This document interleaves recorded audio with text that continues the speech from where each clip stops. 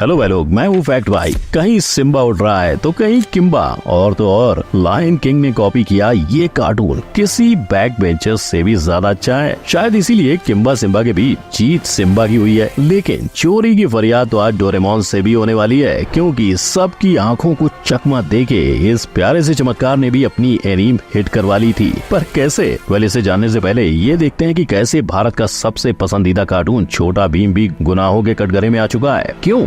चलिए बिना किसी देरी के शुरू करते हैं। नंबर 1, जुड़वा। माँ के दुलारे मस्ती के मारे सब कहते नखरे, पर फिर भी सबको प्यारे। एक तरफ किसी को पागल कर दे शिनचैन, तो दूसरी तरफ किसी की एक कौड़ी न छोड़े, ऐसा हगीमारू। एक की उम्र 5 साल और दूसरे की 10 साल, पर इन दोनों की मस्ती, घर का माहौल और आस पड़ोस को देखकर आपको कुछ अलग लगा? नहीं ना? तभी हर कोई शिनचैन का फैन यही कहता है कि हगीमारू उसकी कॉपी है। मगर फैक्ट भाई उन दीवानों को बता दे कि हगीमारू को 1988 में लॉन्च किया गया था और शिनचैन को 1992 में। यानी अगर किसी ने किसी को कॉपी किया है तो पासा उल्टा दिखाई पड़ता है। लेकिन किंतु परंतु इन दोनों ही सीरीज में कैरेक्टर्स के पास डॉग होने के अलावा ज्यादा कुछ एक जैसा नहीं है। पर अब आप यहाँ आ ही गए हैं तो आज शिनचैन का असली नाम भी जान लो। शिनचैन का असली नाम शिनोसुके है, लेकिन एनीम के अंदर मेकर्स ने उसका निकनेम यूज किया था। Number 2, copy jutsu.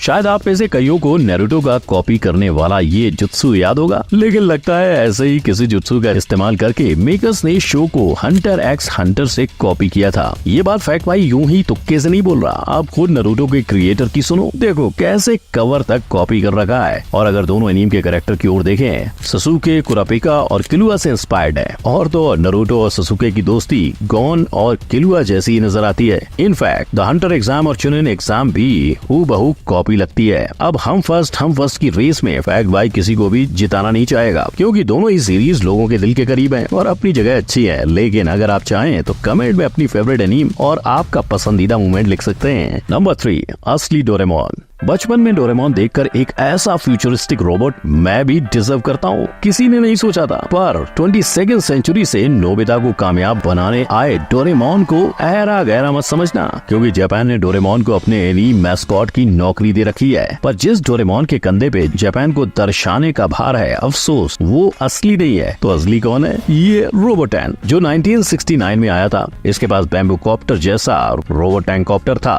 पेट पे पॉकेट जैसा कॉन्सेप्ट भी, और जियान और सोनियो जैसे कैरेक्टर भी पहली बार इसी शो में दिखे थे। 1970s के बाद टीवी पर आए डोरेमोन की कहानी की तरह रोबोटैन को बनाने का काम भी उसके मेन कैरेक्टर का बताया जाता है। मैंने इतना गंदा रो नहीं बनाया था। लेकिन डोरेमोन देर आया पर दुरुस्त आया। आज उसके डेली एपिसोड सीरीज के साथ 40+ फिल्में भी हैं, जिसमें उसकी और उसके दोस्तों की यारी, कॉमेडी, ड्रामा, एडवेंचर का फुल पैकेज मिलता है। नंबर 4, किम्बा से सिम्बा तक।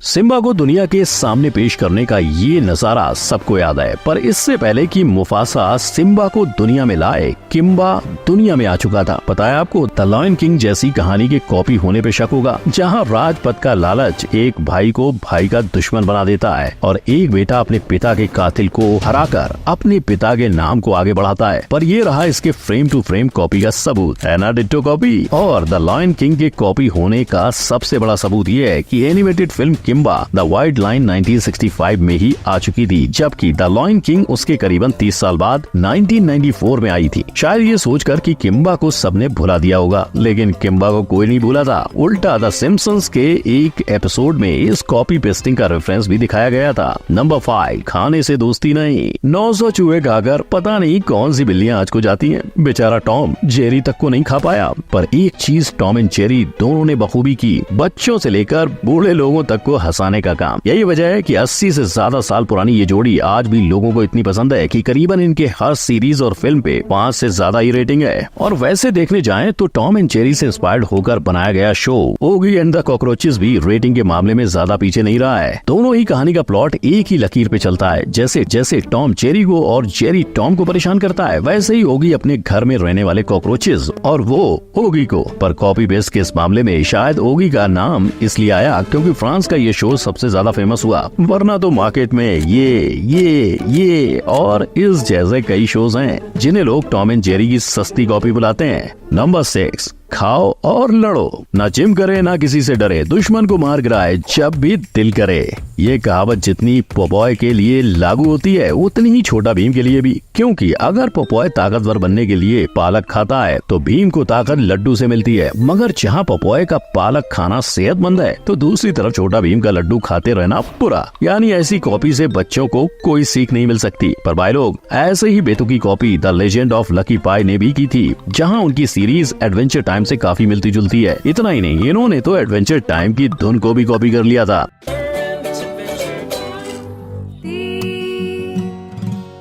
Lucky girl, her iPad.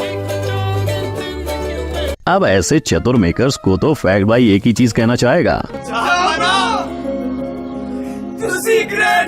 Number 7 Scooby Doo परम पम। ये है बड़े मियाँ और ये छोटे। नहीं समझे तो सुनो। एक मिस्टीरियस केस, 5 यार और केस सॉल्व करते करते फुल धमाल, तो मतलब Scooby Doo where are you. आपके बचपन का फेवरेट शो जो 1969 में आया था और इनसे इंस्पायर होकर कुछ सालों में आ गया गूबर इन द गोस्ट चेजर, जहाँ स्कूबी डू शो की तरह मिस्टीरियस केस था, उसे सुलझाते हुए धमाल भी। बस शो में यार बस 4 थे और वो कहते हैं ना, ओजी तो ओजी होता है। शायद इसीलिए IMDb पे बड़े मियाँ की रेटिंग 7.9 है तो छोटे मियाँ की 6.2। पर कहानी का ट्विस्ट ये है कि स्कूबी डू से इंस्पायर होकर उसके ही जैसे कैरेक्टर बनाने का काम किसी और ने नहीं, खुद स्कूबी डू शो के प्रोड्यूस करने वाले हाना बारबरा प्रोडक्शन ने ही किया था। और सिर्फ गूबा शो के साथ ही नहीं, जैबर जॉ के साथ भी, जिसमें बस स्कूबी द डॉग को शार्क से बदल दिया था। नंबर 8, पहचानो असली कौन। आई बेट आप इस पीली फैमिली को जानते होंगे, पर क्या आपको पता है कि ये पूरा परिवार पीला क्यों है? वेल, इसकी वजह हो आप द सिम्पसन को पीला रंग देने के पीछे मेकर्स का सिर्फ एक ही उद्देश्य था, एक चैनल से दूसरे चैनल पे बिना रुके